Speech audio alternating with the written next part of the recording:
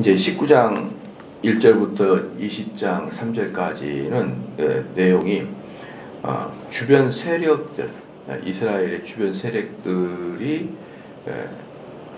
가만히 있는 다윗에게 반란을 일으켰어요. 가만히 있는 다윗에게 반란을 일으켜가지고 다윗이 모든 나라들을 패퇴시키는 그러한 장이 19장과 20장 3절까지 그런 장인데요. 이제 그렇게 인해서 이제 원래 암몬이라는 땅이 있잖아요. 암몬이라는 땅이 있었는데 그 암몬이라는 그 땅의 왕이 나하스인데 19장 1절에 그 후에 암몬 자손의 왕 나하스가 죽고, 이 암몬의 왕 나하스가 다윗하고는 상대적으로 우호 관계가 괜찮았습니다. 상대적으로 우호 관계가 괜찮아서 그것 때문에 특별히 이스라엘 그 다윗 왕이 암몬에 대해서는 공격하지 않고 우호 관계를 맺으면서 아마도 어떤 이제 좀 세금을 받는 그런 관계였을 것이다라는 추측을 해요. 왜냐하면 다윗에게 내가 당신들에게 주종 관계가 되겠습니다. 이렇게 되게 되면은 이 당시에 이제 주로 이 고대 민족에서 주종 관계를 맺는다 그러면은 군사적인 침략이나 그 다음에 세금만 적당히 바치면은 그 나라에 들어가서 일본이 한국을 합방하듯이 이렇게 하지는 않았습니다. 그 나라 자치권을 허용해 줬거든요. 그 대신 우리랑 싸우질 않겠다라는 뜻에서 세금을 바치는 그런 공물을 바치면은 괜찮았습니다. 그렇다고 그 세금이 지나치게 과도하지 않아요. 왜냐 그러면요, 이 당시에는 그 국가라 그래봐야 사람 숫자가 그렇게 많지 않기 때문에 나라에 들어가서 그 나라를 지배할 만큼의 많은 숫자가 없어요. 그러니까 다윗이 있던 말할 것도 없고, 심지어 로마 시대 같은 경우도 특별히 그 로마에게 대항만 안 하면 로마 수비대만 거기다가 주둔시키지, 로마가 개입을 해가지고 그 나라의 대소사를 관리하고 그러지 않습니다. 예를 들어서 이제 로마가 이스라엘을 다스릴 때도 이스라엘을 세 개로 쪼갰잖아요. 갈릴리하고 중부하고 유다 남부 이렇게 쪼갰을 때 로마 총독은 중부만 딱 다스렸어요. 중부만.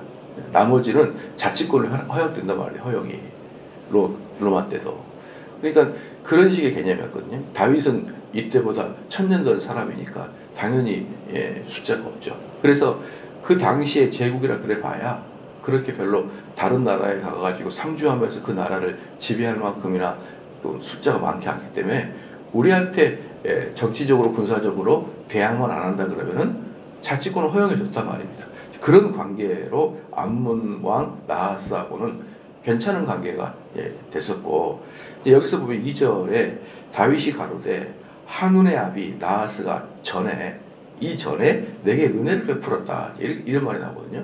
이것은 이제 성경에서는 이 암몬 왕 나하스가 무슨 일을 해서 다윗에게 은혜를 베풀었는지는 모르나, 그러나 추측컨대 사울에게 도망 다닐 때 분명히 도와주지 않았을까, 이런 이제 생각이 드는 거죠. 사울에게 도망 다닐 때 그렇지 않으면 다윗이 나하스에게 도움받을 게 사실 그렇게 많이 있었겠습니까? 다윗이 왕권을 잡을 때부터는 충분히 암몬을 능가하는 그 세력이었고, 그 다음에 사울에게 쫓기기 이전에는 상당히 전도 유망한 다윗 이스라엘의 군대에서 대장이었었는데, 그렇잖아요. 그러니까 사울에게 쫓기는 당시를 제외하면은 사실 다윗이 암몬 나하스에게 도움받을 것도 별로 없었다라고 생각한다 그러면은 아마 2절에 그 나하스가 전에 은혜를 베풀었다라는 것은 사울에게 쫓길 때 도움을 줬을 것이다. 아마도 사울에게 쫓길 때 그 다윗의 다윗이 혼자 다닌 거 아니잖아요. 수백 명씩 거느려 다녔잖아요. 그들을 얼마 정도는 보살펴 줬을 것 같다라는 그 정도 이제 생각이 들고요. 이제 내가 그 아들 하눌에게 은혜를 베풀리라 하고, 나하스에게 은혜를 받았으니까 그 아들 하눌에게 은혜를 베풀겠다. 그 그 한우가 잘 지내겠다. 이제 이 사건이 뭐냐면 나하스가 죽은 거예요. 나하스가 죽을 때 이 다윗이 그 부하들을 보내어서 그 나하스의 죽음을 애도하는 사절팀을 보낸 것이죠. 그래서 나는 너희 아버지에게 이렇게 은혜를 받았으니 나 한우 너하고도 잘 지내고 싶다. 이제 그런 차원에서 보냈던 거예요. 이제 내가 그 아들 한우에게 은혜를 베풀리라고 사자를 보내어 그 아비 죽은 것을 조상하게 하니라. 다윗의 신복들이 암몬 자손의 땅에 이르러 한우에게 나아가 조상하며.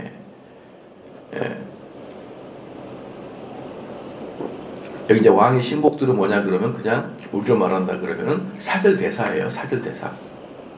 사절대사는 그 왕과 똑같은 대우를 받아야 돼요. 사절들은 왕과 똑같은 대우를 받아요. 왜? 이 왕의 분신이니까. 사절들은 왕과 똑같은 대우를 받아야 된다. 그래서 3절에 암몬 자손의 방백들이 한눈에게 고하되 왕은 다윗의 조문사를 보낸 것이 왕의 불친을 공경함인 줄로 여기시나이까. 그 신복이 왕에게 나온 것이 이 땅을 엿보고 탐지하여 함락시키고자 함이 아니니까. 여기서 보면은 얼마나 주변 사람이 중요한지를 알 수가 있습니다. 주변 사람이 어떻게 이야기하느냐에 따라서 모든 게 달라 보여요. 그래서 실무진들이 그렇게 중요한 거예요. 총 리더자들은 그쪽 분야에 전문성은 없잖아요. 전체를 관리하기 때문에. 그래서 그 분야에 대해서 전문가가 리더자에게 알려주는 정보는 리더자에게는 상당히 그 선입견을 갖게 할 수 있다.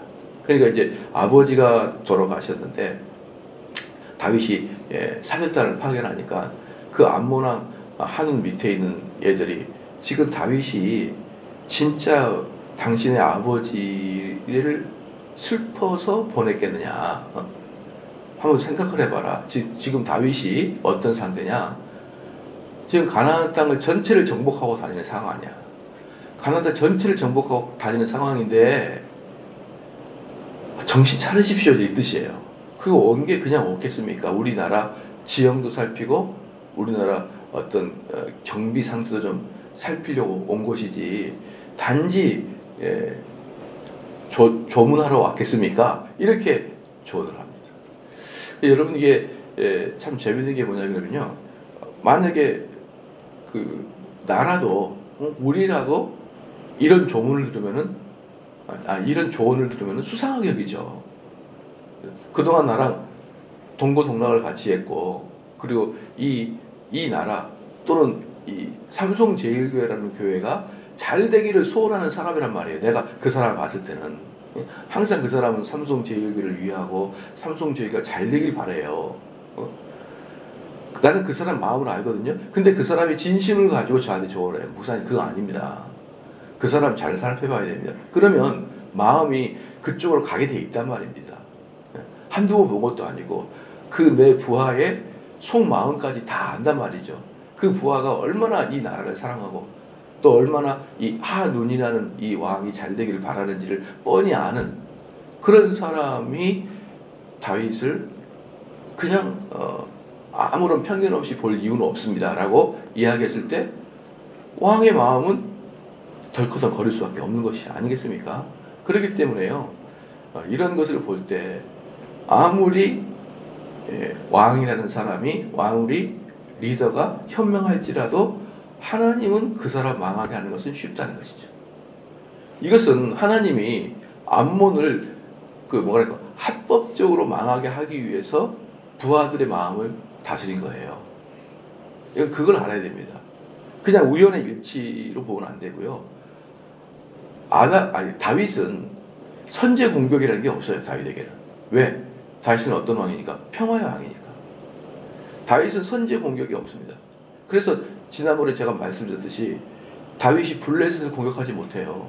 왜냐? 블레셋에서 다윗이 보호를 받고 살았잖아요. 블레셋에서 다윗이 보호를 받고 살았기 때문에 다윗은 블레셋을 선제 공격하지 못합니다. 근데 블레셋이 먼저 쳐들어왔단 말이에요. 블레셋이 나름대로 자기네들이 계산해 보니까 저 다윗이라는 놈이 승승장구함을 보니까 우리나라를 치러 오겠지. 자기들이 스스로 그런 생각을 해요. 그래서 다윗을 치러 와요. 그러면 다윗이 그냥 초전박살을 내버린 거예요.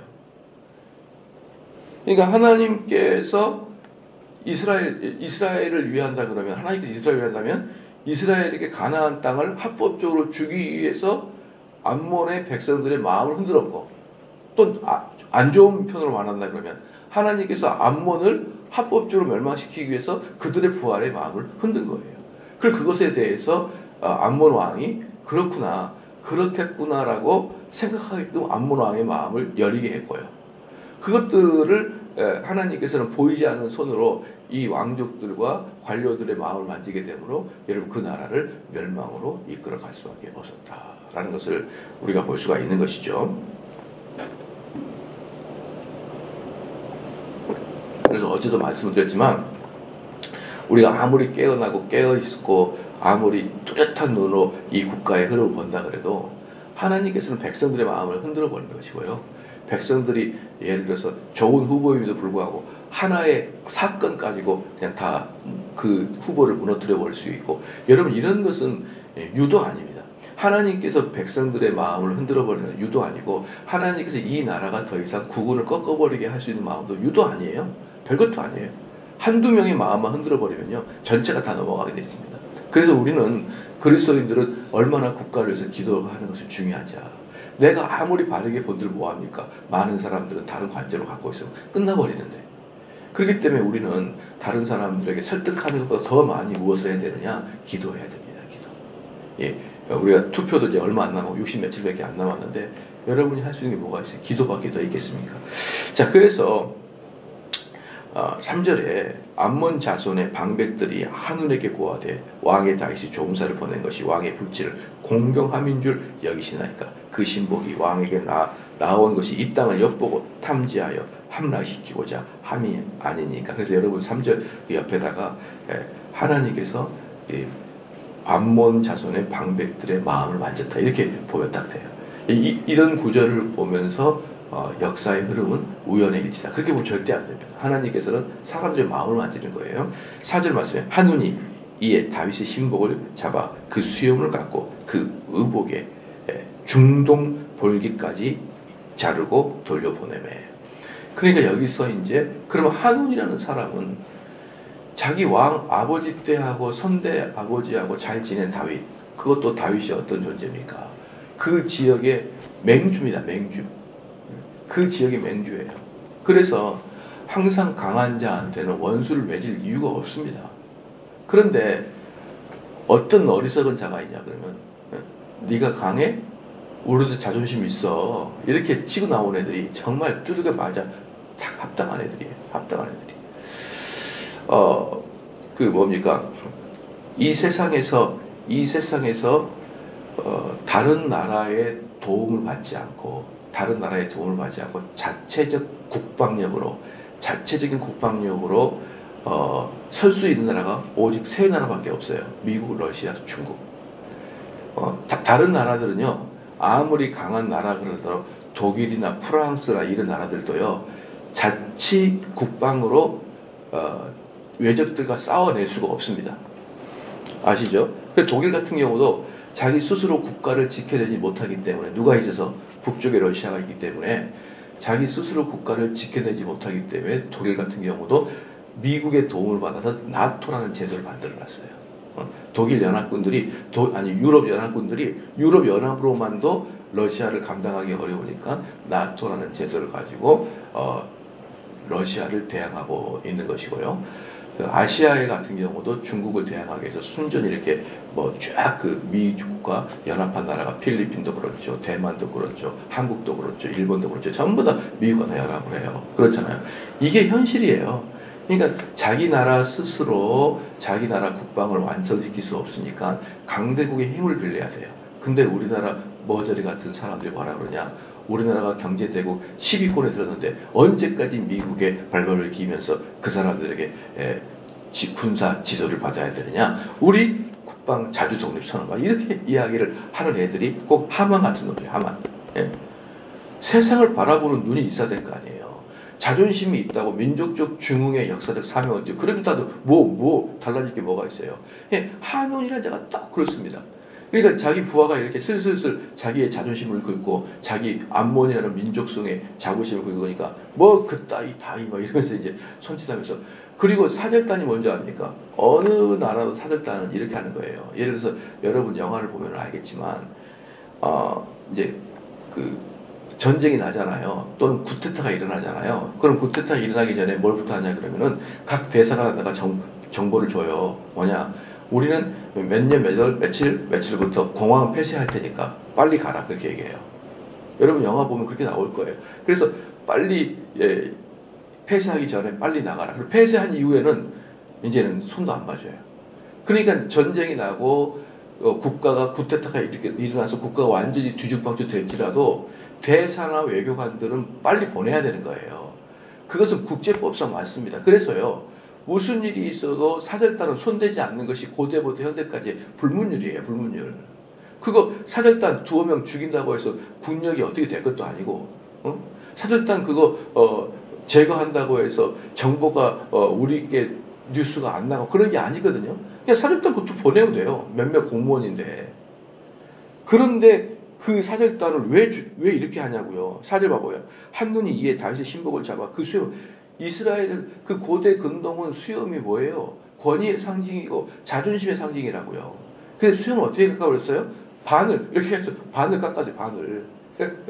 옛날에 저희 중학교 다니고 이럴 때 고등학교 다닐 때 꼭 학교 다닐 때 수염 기르는 애들이 있거든요. 이렇게 수염을 길어요. 그럼 선생님이 반을 이렇게 깎아줘요. 이렇게 딱 깎아가지고 이놈의 새끼가 공부는 안 하고 맨날 겁먹어서 수염만 기른다. 반을 또 깎았어요. 그러면 걔는 수치의 상징이야. 이게 수치의 상징.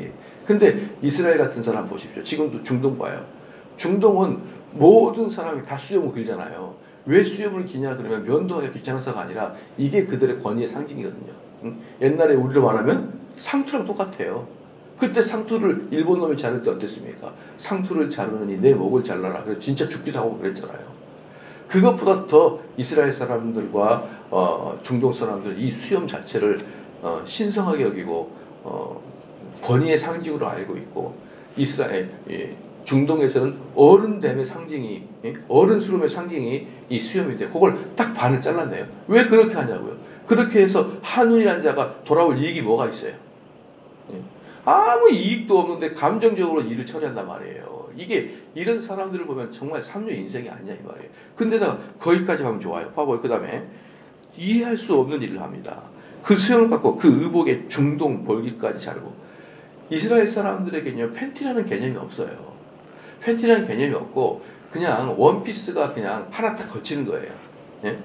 그래서 여러분 보시기에 이스라엘 사람이 속옷을 달라 하면 겉옷까지 주고 이렇게 할 때 아니 무슨 속옷까지 달라 그래. 이런 우리 마음이 아니 무슨 돈을 받아 속옷까지 그 속옷이 그 팬티 개념이 아니에요. 이 원피스 개념이에요. 원피스 개념. 그리고 겉옷은 뭐냐면 그 위에 조끼를 말하기 때문에 진짜 중요한 것은 그 속옷이에요. 속옷.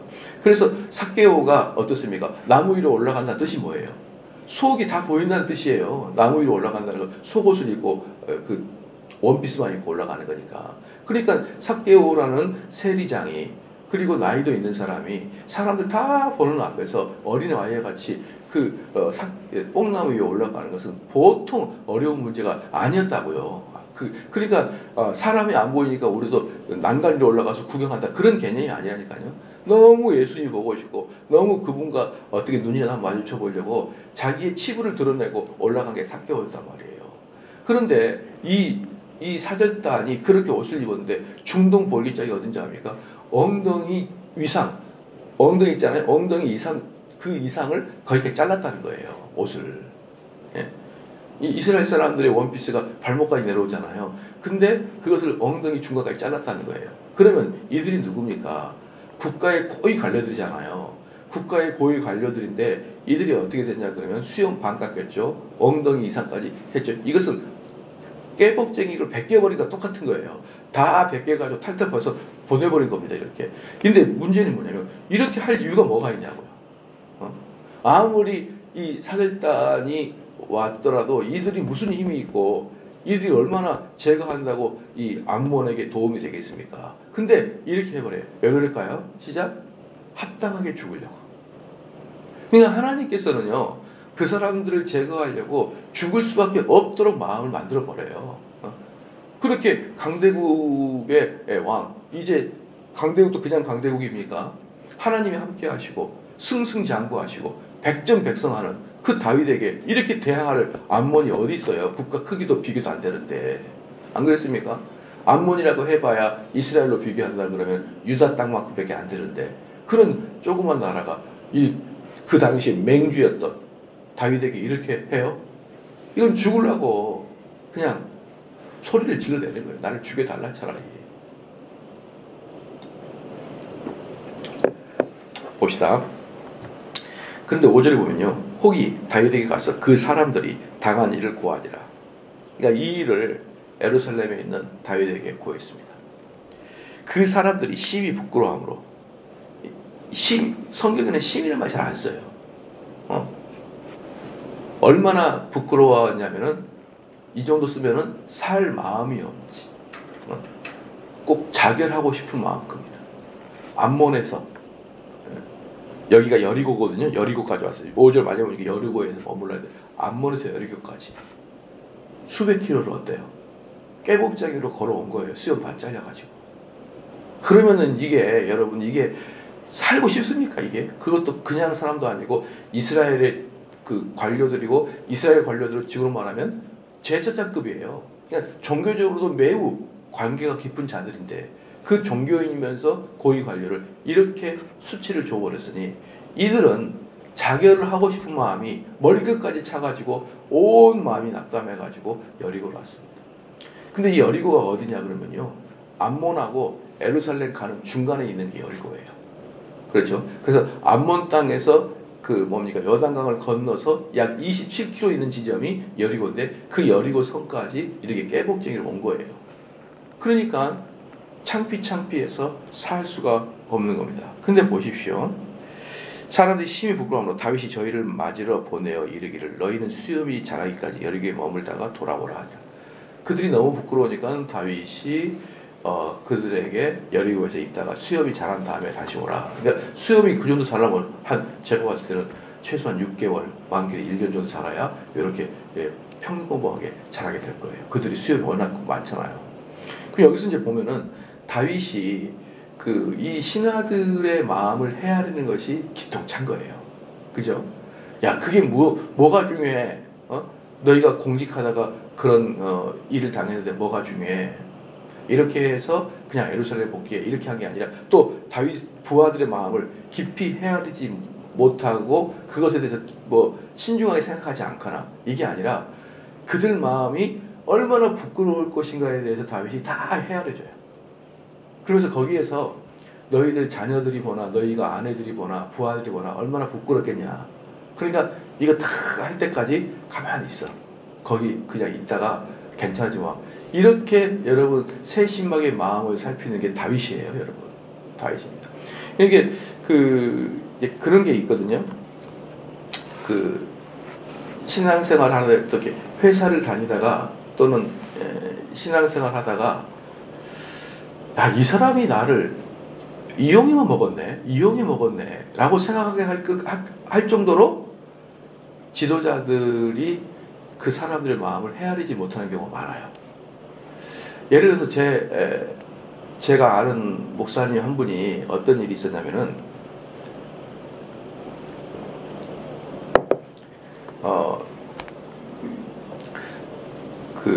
자기 아내의 남동생, 즉 처남이 결혼하는 날이었어요. 그래서 처남 결혼이 몇 달 며칠에 있었으니까 벌써 몇 개월 전부터 알았을 거 아니에요. 그러니까 그때 이제 그 담임 목사님, 부목사인데 담임 목사님에게 처남 결혼식에 좀 그때 갈 테니까 토요일날 좀 비우겠습니다. 이랬더니 이제 그러다 한 거죠. 그렇게 해라, 처남 결혼식이니까. 그래서 이제 처남 결혼식이니까 많은 일을 내 후배 목사님이 다 일 처리를 해놓고 가려고 하는데, 하필이면 그날 딱 바로 그 전날 자기 교회 장로님이 목사님의 아버지가 돌아가신 거예요. 자기 교회 장로님의 아버님이 돌아가신 거예요. 그런데 그 장로님이 토요일날이라서 담임 목사님은 부르기가 어려우니까 그 부목사님 몇 분 계시는데 그 부목사님 중에서도 그 부목사님을 좀 보내달라 이렇게 얘기한 거죠. 근데 장례식에서 그 장례를 집례하는데 담임 목사님한테 우리 처남이 결혼식인데 수개월 전부터 제가 말하지 않았습니까? 그래서 좀 비워주십시오. 다른 부목사도 있지 않습니까? 근데 이제 이 부목사님 수석 부목사님이니까 담임 목사 대신 이 부목사님이 오면 좋은 거예요. 이 장로님은. 그러니까 다른 부목사 있으니까 그분을 좀 보내주십시오 했더니 이 담임 목사님이 사적인 일로 공적인 일을 망칠래 그렇게 얘기한 거죠. 제가 담임 목사님은요 100% 결혼식장 보냅니다. 결혼식장. 저희 여러분들이 제가 우리 부목사님을 어떻게 관리하는지 보면 알 거예요. 짤 없어요. 왜냐요? 결혼식에서는 이 사람이 대단히 중요한 사람이죠. 장례식장에서는 한 번 잠깐 10분 정도의 설교를 위해서, 그죠? 다른 부목사도 대안도 있잖아요. 그래가지고 이 부목사님이 10수년을 그 담임 목사님에 대해서 열심히 하다가 완전히 마음이 상해버렸어요. 그리고 그 담임 목사님은 욕먹어 마땅하다라고 해요. 그렇게 부하직원의 마음을 헤아리지 아니하는 고집불통, 자기만 아는. 그런데 그날 그 담임 목사님은 어디 갔느냐? 그날 토요일날 바쁘니까 담임 목사님 어려울 테니까 부목사를 보내주세요. 그 담임 목사가 어디 갔느냐? 벚꽃 구경 갔어요. 벚꽃 구경. 그걸 그 교회 집사님이 사진을 찍었어. 또 담임 목사님 벚꽃 구경 가고 있는 걸 사진을 찍었어. 오메 우리 목사님 여기 돌아다니시네. 여러분 그 목사님이 담임 목사님이 실력이 좋은데 오랫동안 교회 분란의 한 중앙에 섰었던 목사님이에요. 근데 여러분 그거 아셔야 됩니다. 교회 분란 한 중앙에 서는 것은 성도들의 잘못도 있지만 때로는 목사님의 편협함, 성도들의 마음을 헤아리지 못하는 것, 이런 것들이 쌓여서 폭발할 수 있는 경우도 많아요. 그렇잖아요. 그래서 제가 그 부목사님한테 그런 말 했어요. 니네 담임 목사님은 욕 먹어도 싸고 평생을 어려운 환경에서 목회도 싸다. 제가 그렇게 말했습니다. 그런 거 하나 헤아리지 못하다. 정말 저는 이해할 수가 없어요. 그러면은 그 부목사님은 평생을 담임 목사님의 수족을 들면서 담임 목사님이 열심히 하도록 모든 것들을 다 했던 그거, 그리고 그거 장로님에게 잘 말씀을 해서 우리 그 수석 부목사님이 처남이 결혼식이라니까 다른 부목사 한마디만 하면은 그 장로님이 이해를 못할까요? 다 이해할 수 있죠. 그런데 그냥 수개월 전부터 휴가를 내달라고 했던 그 부목사에게 공적인 일로 공적인 일 망치고 사적인 일 할래 이렇게 해가지고 아주 힘들었던 일이 있었거든요. 저는 이걸 말하는 거예요. 여러분 그 다 지도자라고 해서 또 다 목사님이라고 해서 사람들의 마음을 하나하나 살피기가 어렵지만 최소한 자기가 데리고 있는 수족만큼 어때요? 살펴야 될 거 아니에요. 살펴야 될 거 아니에요. 네. 또 제가 아는 그 부목사님의 애완들이죠. 부목사님 한 분은 아들이 태어났는데 간이 쓸모가 없어요. 간이. 그래서 아들이 태어나면은 1년 안에 죽습니다. 그렇게 사형 선고를 받고 태어난 아이가 있었거든요. 그러니까 얼마나 힘듭니까? 그리고 이 속이 아픈 것은요, 겉이 아픈 것은 얘가 죽을 것 같다 이런 생각이 드는데 이 속 간이나 이런 데가 아픈 사람은 똑같이 성장하고 똑같이 까르르고 그래요. 그러다 갑자기 죽어요, 여러분. 그런데 그것 때문에 너무너무 고통이 있는데 그 담임 목사님이 1년 동안 이 가정을 신방을 안 해요. 부목사 가정을 신방을 안 해요. 그렇게 사역을 잘하고 누구라고 이름 부르면 다 아는 그런 사람인데 생각 안 해요. 여러분 한을 맺고 그 담임 목사가 한을 맺고 그 교회 사표를 냈어요. 저는 이런 멀지각한 인도자들을 보면은 이 다윗의 이 세심함, 야 너 지금 보면은 자녀들 보기에 너무 부끄러운 일이야 그거. 그러니까 내가 책임질 테니까 거기 여리고성에서 너 수염 길 때까지 나오지 마. 이 세심함이 여러분 그냥 쓴 것 같잖아요. 그러지 않아요. 이것은 다윗이 얼마나 부하 직원들을 사랑하고 있는지를 여실히 보여준 거란 말이에요. 그러니까 인간적으로 보면은 다윗은 부하들에게 인기를 독점할 수밖에 없는 그런 상태를 가지고 있는 거예요. 그들의 그 불편한 마음이 뭔가. 그냥 이들을 도구로 이용하는 게 아니라 그들을 정말 내 형제로 생각하고 있는 이 다윗의 마음이 어찌 부하들의 마음을 사로잡지 않겠냐 이 말이에요. 그잖아요. 그래서 다윗이 또 그런 적이 있었잖아요. 내가 목이 마르다. 그러니까 부하 3명이 베델에 가가지고 물을 떠오잖아요. 그거 어때요? 땅에다 부어버렸어요. 내가 괜히 내 입으로 그런 말 해가지고 하마터면 내가 사랑하는 부하 3명을 죽일 뻔한 거잖아요. 내가 다시는 이런 말 하지 않겠다라고 물을 부어버렸습니다. 자, 이런 것을 볼 때 부하들이나 백성들이 다윗을 어떻게 봤겠냐고요. 그래서 저는 보면은 옛날에도 어떤 말씀을 한 적이 있었는데 참 좋은데 만나보면은 얘기와 같아. 자기만 생각하는 사람이 있어요. 근데 정치인들은 어떤 줄 압니까? 정치인들은요 만나보면은 정 목사님 무엇을 도와드릴까요? 이렇게 말해요. 목사님 교회에 무슨 문제가 있죠? 이렇게 묻습니다. 그러니까 이 사람들이 실질적으로 교회에 도와줄 게 뭐가 있겠습니까? 예를 들어서 우리 교회 갔다 온다면 주차장을 좀 허용해 줄 수 있는 우리 교회는 굉장히 우리 교회에서는 도움을 받지만 그 정치인에게는 돈 한 푼 안 드는 일이에요. 한번 잘 생각해 보십시오. 목사님 어떤 일이 있어요? 제가 좀 교회에서 뭘 일을 해드릴까요? 이렇게 할 때 예를 들어서 여기 앞에 우리 좀 저기 유턴하려고 저기 신혼마을까지 갔다가 유턴하지 말고 앞에서 이렇게 유턴할 수 있는 길 좀 내주세요. 대단히 우리에게 어려운 일이지만 정치인들 돈 한 푼 안 들어요. 이 사람들이 돌아다니면서 그래 뭐가 문제지 이럴 때요. 그렇게 한두 번만 봤잖아요. 그럼 그분이 내 형님 같아. 형님. 그래서 어려운 일 있으면 전화해가지고 아이고 의원님 이런 일이 있는데 어쩜 좋을까요?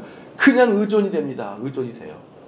근데 어떤 공무원들은 아이고 공무원님 내 이랬어요. 어쩌라고요. 어쩌라고. 인간 자체 그릇이 달라요. 공무원하고 정치인들 그릇이 달라. 그릇이. 어쩌라고요. 우리 못해요. 우리. 그것은 대통령에도 못하는 거예요. 이러고 앉아있어요. 그러니까 그 직분상 공무원들은 자기 책임이 그렇게 따르니까 어쩔 수 없지만 어쨌든 그런 걸 떠나서 딱 나타나는 객관적으로 비교를 보면은 정치인들은 형님 같고 공무원들은 쫌생이 같아요. 딱 보면. 근데 어때요? 교회에서도 여러분이 큰 형님 같은 그러시려면 그래 뭐가 문제냐? 너 얼굴이 좀 상했다. 너 문제가 있냐? 이렇게 물어봐 줘야 돼요. 이렇게 물어봐 줘야 돼요. 문제가 있냐? 야, 넌 밥은 좀 먹고 오고 있냐? 너 밥이라도 사줄게. 밥 먹고 해. 너 무슨 집에 있다고 자꾸 그렇게 집에 있으면 되냐? 나와. 나랑 같이 좀 드라이브 좀 하자. 이런 식의 관심을 갖고 그러면은 몇 분만 하잖아요.